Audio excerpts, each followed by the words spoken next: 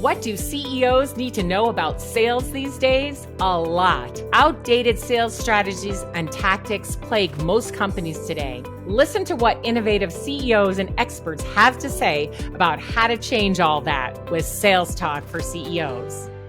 Well, you are in for a treat today because we are going to hear from a CEO who not only founded one company, but then built another startup inside of that company and spun it off. So this is really exciting. Veronica Buitron started as a co-founder of TangoCode, which is a services company. And we'll tell you some more about that in a minute. But not long after she and her partner realized that they could make life simpler for some of their clients, they developed an amazing tool called Chassis. So welcome, Veronica. It's great to have you on the show. Thank you. Great to be here. And thank you so much for inviting me. Yeah. It's really exciting. So that accent, where are you from? I'm from Uruguay. So yes. So I came here a long time ago. My parents are from Ecuador, actually. So we kind of, we tease that we have every generation in a different country. Oh, I love it. I love it. And where are you? Where do you live now? Chicago. Oh my gosh, I didn't realize that. Before the show when we were chatting, I lived in Chicago for a while. Oh, really? I love Chicago. It's just such a great city. I love it too, except, maybe this time of the year, maybe it's not exciting, but I love it. It's a great city. People are like awesome, and there's lots of things to do. The food is amazing. So the food is amazing. The music is amazing. Those are two of my favorite things about Chicago. And when the weather's good, just places to walk outside. Summer is like, it's beautiful. Yeah. Oh my goodness. Well, great. Well, thanks for being here today. And it's a sunny day in Reno, so I'm happy because we've had lots of snow. It's been on the national news, so I'm sure everybody has heard, but it's been crazy. Lots and lots of snow. Well, I'm excited to talk to you about just what you and your co-founder, Dane, have done because it's remarkable. And why don't we just start by telling us a little bit about TangoCode? When you just how old you are and what you've been providing, and then when you got the idea for Chassis a little bit, and what Chassis does. So let's start there. Sure. Hopefully, I don't have to tell you how old I am, but I will tell you. I'm just kidding. But let's start with TangoCode. So TangoCode actually is second company. With Dane, we even had another company before that. So we funded TangoCode in 2015. Okay, so 2015. And it was basically our second company where we really had before also a services company, but we were working in a more like a different way, more of like what we call a factory mode. And we really wanted to build with TangoCode a company where we can actually pour in the company all what we have learned so far about software development and what's the best way of providing solutions for our clients that actually work and that they were successful. One of the things that we wanted to fix per se was, success rate of, software development where companies, spend money and then, the products go nowhere. So we built, processes and collaborations and different techniques to be sure that what we like to say is redefine custom development. So TangoCode does custom development for companies. So you would develop an app, for example, for them. Mm-hmm. Exactly. So as we built TangoCode, we realized that although we started TangoCode based on values of, how we really wanted to work and the value we wanted to bring to our clients, we realized that it was really best to take that and specialize in, certain industry. So we were in a custom development project and we had the opportunity to work with Google. So we had to do a presentation about what we have done for our client. In that case, it was a digital marketing agency actually in Chicago. It was small, much bigger now. And they wanted to become a Google Premier partner. And for that, they needed to prove that they could scale. And they run, at that point, they were a small company. They run a lot of their processes, in spreadsheets, and there are people going into Google Ads. And we built a system for them that automates their entire process. And at that point, I had no idea about digital marketing, so that's one of the great things, right? When you have a good process, it could be applied to any industry. So we built this solution for them, and then we were doing a presentation to Google because they were becoming a Google Premier partner. They were able, with what we built for them, to prove that they could scale. So we were in that presentation, and then, the guy from Google then turns at that moment and they says like, what? So you guys, all the way from the order, you automate all the way to the ad, and they bring the performance, and all with, as simple as you're showing me. And then it's like, and who did this? And we were like, we did.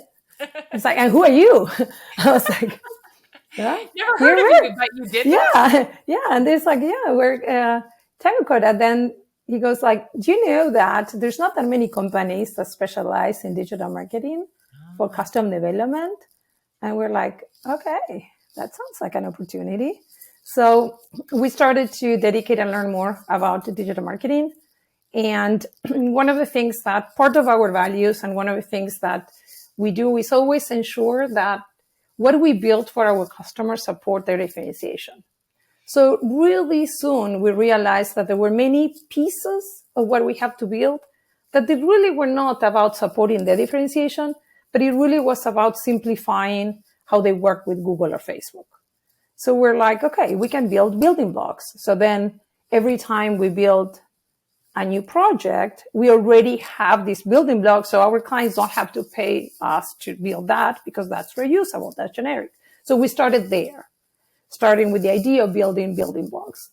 And then we worked with Google. We started to see that there were, many opportunities, different segments that we can help companies, and even go to a point where, we wanted to turn this into a product. And even, Google were like, we can help you some. So they even give us a little bit of marketing funds there, and we got super excited.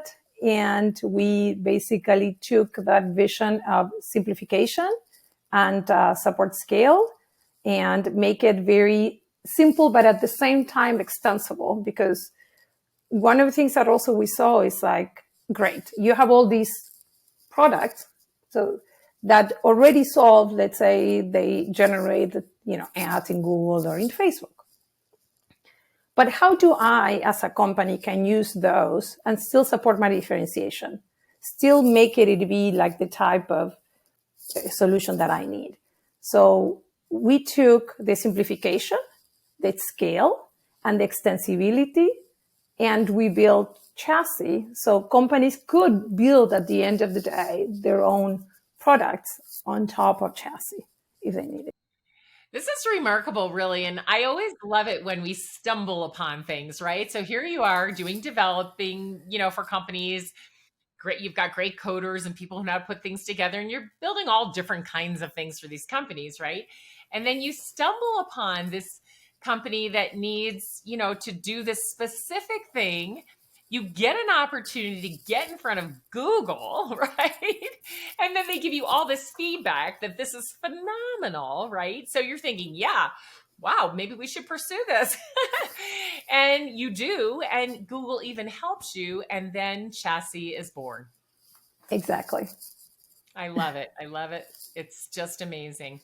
So simple. There's a lot of work behind it. But a lot of work, right? It took 10 years to become an overnight success, right? I understand. Well, good. All right. Well, let's go back to the beginning of when you and Dane were co-founding TangoCode. You said you actually had another company before that, but so tell us what you were doing right before you formed TangoCode and why you decided to do that and turn from what you were currently doing. I basically was an engineer for another company, and they had a product, And I basically developed with that product, and I really liked it. I like to show people, how to make good use of it because I knew the capabilities. So then they were like, oh, you should help in the demos. So I was helping in the demos. But for me, I was a developer, but in reality, I realized pretty soon that I was really a sales engineer. Right. Exactly. And we need sales engineers, and engineering and selling are so similar. I mean, I've heard this a lot of times from founders who were technical people. They're like, oh gosh, it's the same thing. I'm still solving a problem. I'm just doing it in a different way. All right. So that's what you were doing. And so how did the idea for TangoCode come about? You and Dane were sitting around talking about this, or like, how did you just decide to start TangoCode? So the idea of TangoCode came for what we were doing before, right? So we were Genexus USA. That was the company that we funded. That was our first company with Dane. So we around this product that I was telling you, right? So all the way when I was living in Uruguay, which sounds like a long time ago, I worked for the manufacturer of this product as a developer. And then I became a sales engineer, which it brought me to the US. I basically was helping them or helping the resellers sell this product. And then basically, as I was working with that, I wanted to do a little bit more than just help the resellers, sell the product. I actually wanted to also, once they have made a sale, I wanted to help them, help the clients that bought the product ensure that they actually got results from it. Yes. So that was the inspiration to build consulting services company around this product. So that was our first company. We did a consulting services because I wanted to ensure that when somebody spent money with this product, they actually got the value that they were looking for. Let's pause there. That is so important. And I cannot tell you how many times that is overlooked.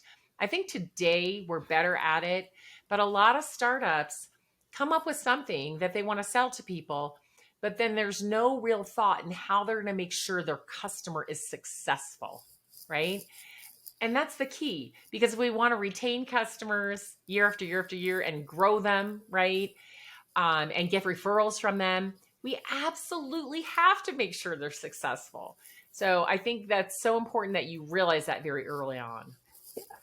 Yes. And actually what had been also some of the learnings from a sales perspective, because we created this company with Dane, and I had a technical background and he had a, sales background.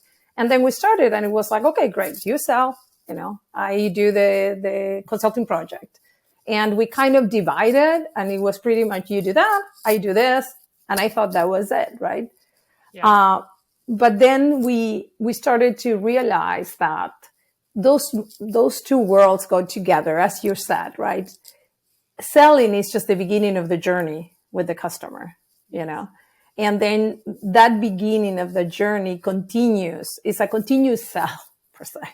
You never had guaranteed that relationship, and you have to continuously be sure that you're providing the value, but also the customer is realizing that you're providing that value, and that you learn what are new opportunities that they have, right? So it's like that continuous process that I didn't at the beginning. I completely, as a technical person, I was like, okay, right, you sell, I do my thing, and that was it, and I was wrong, right?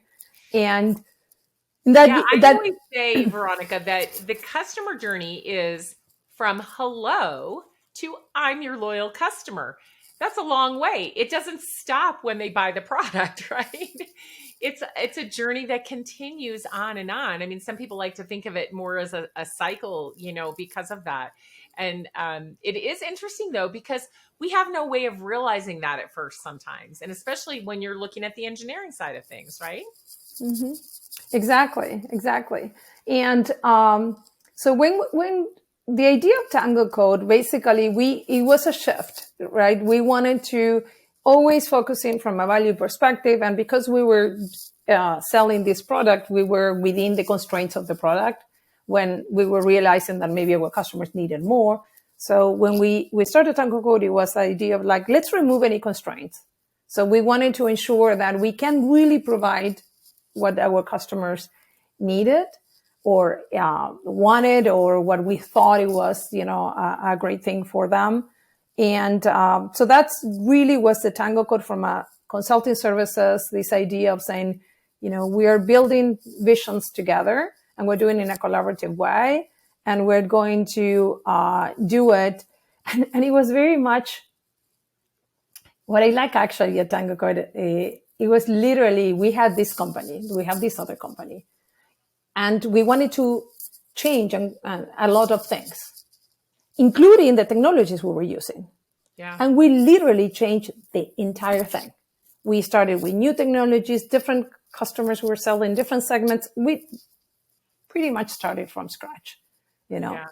Well, let's talk about the derivatives. So that's interesting because you had a company that was going and making money, right? Now you start from scratch. You've got to start all over, like you said, with new customers. So who was doing the selling in the beginning? I know you were thinking of yourself more as an engineer, and Dane was sort of the sales guy. How did you guys get your first customers for TangoCode? So we actually initially, right, because we were doing such a big change. So initially we went, Dane specifically went to his network, So he really, kind of like specialized in growing a network. So he went into his network and started, selling. And at the end of the day, what you need is, when you started, you need somebody to trust you, right? You need that first trusting customer, and you need to ensure that when you get that first trusting customer, they are like, they are your North Star. They are like, you're going to have to make them look like phenomenal because they chose you, right? And having success with that customer, for example, the success that we had with that agency in digital marketing opened this whole world of possibilities for us. We were starting from scratch. We were building all these customers from scratch, right? But the idea of being sure that we were aligned with their success, for us, it was like, we need to make them successful. They want to become a world premier partner. That's our shared success, right? That's our shared objective. And so starting with the network, ensuring that, every opportunity is like a golden opportunity, I wanted to be sure that, we made our customers successful. Absolutely. So in the beginning, he used his network, which is awesome, right? Because it's really hard to cold call. It was back then, but it's even harder now, right? So he used his network, called on people, got them to trust him, and then made them look like champions. What a way to start, right? And so when did you really start to get involved in the selling yourself? So as we were selling custom development services, I used to kind of come at some point when it was like about envisioning, the product. So one of the things that we wanted to solve, remember I was telling you about wanting to solve how software development happened. Yeah. So I developed initially a product, but it was a services product. Like we call it Inception. It's a workshop. Okay. So I developed this product Inception, which was like at the beginning. So if you want to do a project with TangoCode, we're going to do an Inception first. And it's a standalone service. So it's not that you need to, hire, for this big project. It's like a standalone service. It's, a small fee, and we go over a workshop. And in that workshop, we're going to understand each other and understand what is you really as a client, what you're trying to solve. And we're going to build a plan, and we're going to ensure that all the risks are there. So because as we did that as a way of developing this project, then I was involved in selling my product per se. But for me, I was like really explaining, right, why and why it was important for them.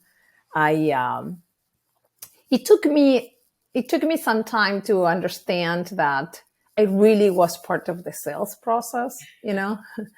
I was always about like, okay, they have questions, I can answer, the questions. And then I started to understand and realize that really, as you said, sales, it's a process, and it's about solving problems. Yeah. And I could approach it like very similar to, solving a development problem.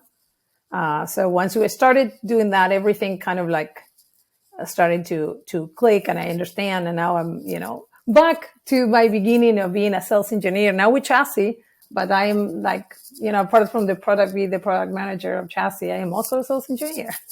Yeah. Well, there's always a lot to do when you launch a company, and as CEO, you wear many hats, right?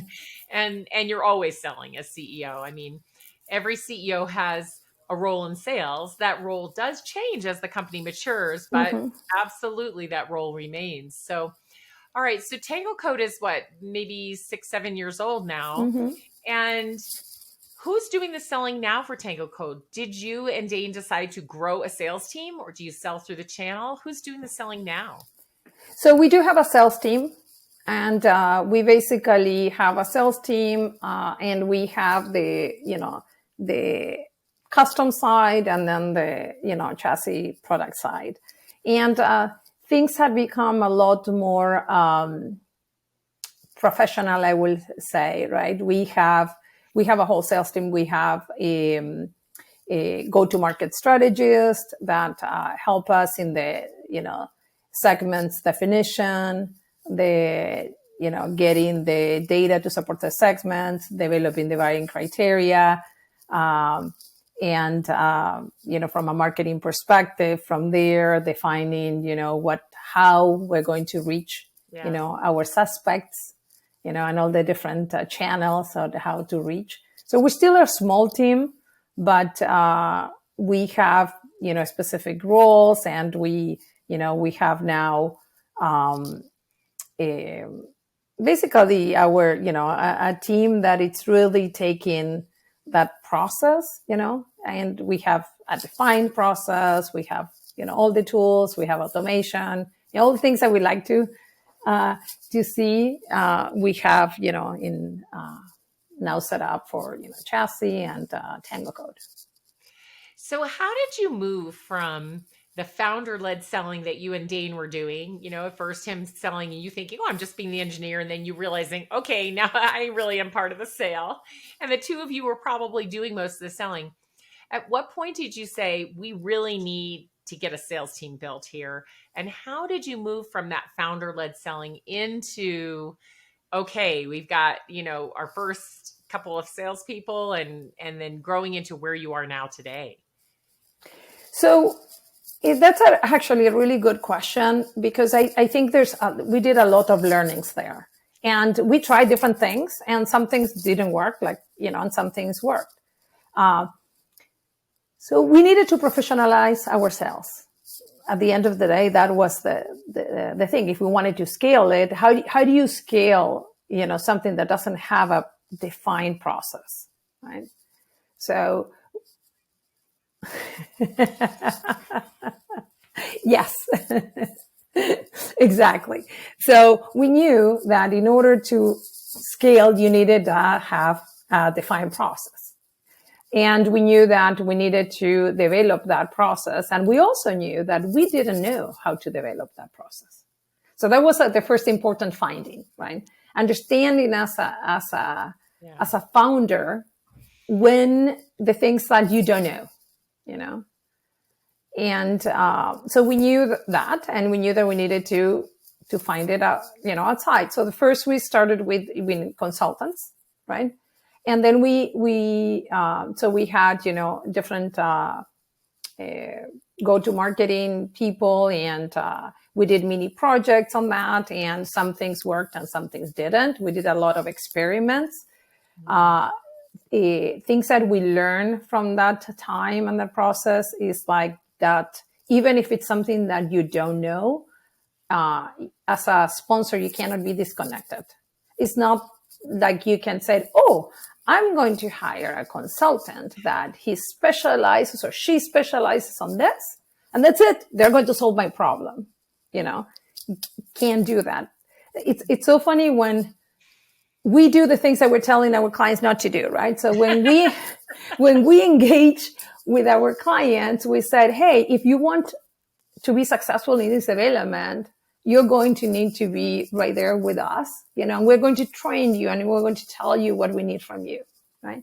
And then at the beginning, when we were in this sales process, our first approach was like, hiring in a consultant and said, okay, you do it. Let them do their thing and you don't, yeah. It doesn't work, right? It doesn't work. It doesn't work because the person brings knowledge, but what they cannot bring is like, who are you? Right. So you can outsource, a specialized knowledge. What you cannot outsource is like, who are you, and what defines you and what type of clients you want, right. So we have to learn that. And when we also, part of this whole transformation was embracing Agile, like in all the areas of the company, including sales and marketing. So that also was like a process where it allowed us to do, different experiments and try different things. And we tried, setting BDRs, external BDRs, internal BDRs, like we experiment in different areas. And as we, at the same time, we started to build a chassis, product, and then we started to understand, okay, what is different about selling services and what about selling, a product, and how we can really bring those two together, Yeah, there's so much to learn, and we make mistakes along the way, but that's fine because we do learn from it. And I really believe that the CEO has to stay connected to sales. Again, you're not going to do all the sales. You've got salespeople to do that now, but you've got to stay connected to it. And I'm curious what your role looks like now with sales and how you stay involved in the customer, how your salespeople decide when to bring you in or when to bring Dane in, as the leaders of your company, and which customers you get more involved with or keep in touch with. How do you do that? How do your salespeople leverage you, the leaders of your company, when they're doing sales? So so we have the process. So we have a defined process. We have every client is important, right? Of course, every prospect, every client is important. But as you define a certain strategy, right? You're going to, for example, we're going to go into a new segment. And if we're going to go into a new segment, we need to test certain hypotheses, right? So there is where we will be, if we want to learn, firsthand, then we need to be involved. So when we are either going to a new segment, that's when I want to be part of the conversations because I need to learn firsthand. Or when we are into a strategic, what we call strategic customers. Yes. So customers where we have, recurrent relationships and recurrent licensing, and we are really involved on, what are their plans and how we can help them into more of their plans. Those strategic clients, we always have conversations with. Yeah. I think that's really good. One of the things that I often work with CEOs on is building the guidelines to when they should be involved with a customer or a prospect, and what are the triggers that a salesperson should look for that tell them, oh, this would be a good time to bring my CEO in, either with an existing customer that's growing or with a prospect. And like you said, many times it's the more strategic accounts where there's ongoing business and there's really a partnership going forward. You plan to work together for many years. And the CEO needs to talk to the other CEO or other leaders to really discuss that strategy and make sure that everyone can implement it. And I think that's a really important time. It sounds like you guys are doing that. Yeah. And then also sometimes in the process of bringing someone on as a new customer, especially if that company's a lot bigger than you, they need to meet the CEO to feel comfortable. And one of the CEOs I was talking to the other day, he said, "Oh, I do that CEO comfort conversation." And I said, "I'm going to use that, right?" Yeah. But the CEO needs to bring comfort to the prospect that, yes, here we are. We built this company. It's solid. We're going to work hard with you. You need to meet us and feel comfortable with us. And those are important times too. But I do notice at some companies that the salespeople aren't given enough guidance as to when to bring their CEO in. And I think today it's even more important than ever because the buyers their behavior has changed so much, right? Because they have so much information available to them. And they do really want to know who's behind this company, right? And those salespeople, you kind of try to do it themselves because, that's what they've always done. But now we need more of a team approach. We need our sales engineer. We need our subject matter expert. And sometimes we need the senior leaders of our company as well. Yes. That's one thing that for us, like adopting Agile and every level of the company has also helped us understand that we work in every area with teams. And the idea that we are a team, and we all have to help each other. On the sales part and with my co-founder, we also divide, some of the roles. So for example, Dane, it's more like in charge of partnerships, right? So that makes it easy also for sales to know when he's going to come in, because if it is, conversations that we have with, partnerships, then they already know, okay, Dane is going to come in. I'm more like, involved more in like experiments. So when we're doing new things, that's when I am there. That's why with Chassis, I'm really involved in Chassis because it's like, the new product. So, and as we're going in segments, I need to be there because we are, we're learning and we are evolving and. Yeah. It seems like you really love what you do. And I admire that. I love what I do also. And it's so important, I think, to, just keep us going because there's so much stress in the world today, right? I mean, we just got through a pandemic. So, but I'm curious, even loving what you do, how on earth do you run two companies? I mean, being CEO of two companies at the same time, give us, some idea of how you keep that going. That's a good question. I don't think about it like as a two companies. I really think about it. It's like it's a one big universe of things that I have to do. My calendar is like my guide, so, having predefined times, that's super important. So I can get, and again, we work like, so we work with an executive team, and in that executive team, we're like, 4 of us, and we pretty much make those decisions, on the different divisions, on the different companies. And we we established like an Agile, also their approach. So we have our backlog. So I know coming in like, okay, what it is like, my week looks like, and then my calendar is like the way that I can execute that week. And then and when we do like the strategy meetings, that defines like my epic. So it's like one big job per se, divided in a lot of little tasks. Sounds like you keep yourself very organized, and maybe the engineering background helps with that. Yeah, I think so. I do think that the engineering of wanted to understand the process, make it look everything as a process, that I think it does help organize the work. And having agile teams around everything, I think really helps a lot too, especially in your field where you are developing and doing a lot of custom work. You do need a team appropriated to it so that everything gets done and the customer gets well served. Yes, absolutely. For us, like the really bring in that, and we actually had one of the experiments that worked really well is at the beginning of TangoCode.